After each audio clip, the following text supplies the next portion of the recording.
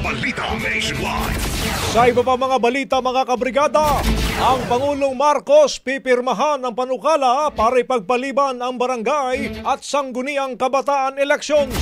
Brigada Maricar Sargan, ibrigada mo! Brigada Live Report! Tiniyak ni Pangulong Ferdinand Marcos Jr. na pipirmahan niya ang panukalang batas na magpapaliban sa barangay at sangguniang kabataan elections bago ito mag-lapse into law sa August 14. Ayon sa Pangulo, mas mainam na ipagpaliban ito upang mabigyang focus ang nakatakdang halalan sa Bangsamoro Autonomous Region in Muslim Mindanao o BARM.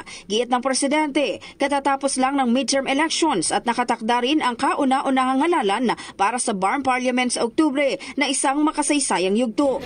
Binigyang diin pa ng Pangulo na kritikal ang halalan sa BARM para sa tagumpay ng peace process sa rehiyon. Dagdag pa niya, mismong Commission on Elections na rin ang nagsabing hindi nila kakayanin kung isasabay pa ang barangay at SK elections sa BARM polls. Maging ang ilang lokal na opisyal umano ay nagpahayag din ng pangamba sa magkadikit na schedule ng dalawang halalan. Paliwanag pa ng Pangulo, hindi rin lalabag sa desisyon ng Korte Suprema ang pagpapaliban dahil hindi nito paiikliin ang termino ng mga kasalukuyang barangay officials kundi palalawigin pa nga. Anya ito ang pinaka-sensible na solusyon upang maiwasan ang pagsabay ng mga halalan at matiyak ang maayos na paghahanda para sa BARM elections. In the heart of changing lives, ako si Brigada Maricar Sargan ng 105.1 Brigada News FM Manila, The Music and News Authority.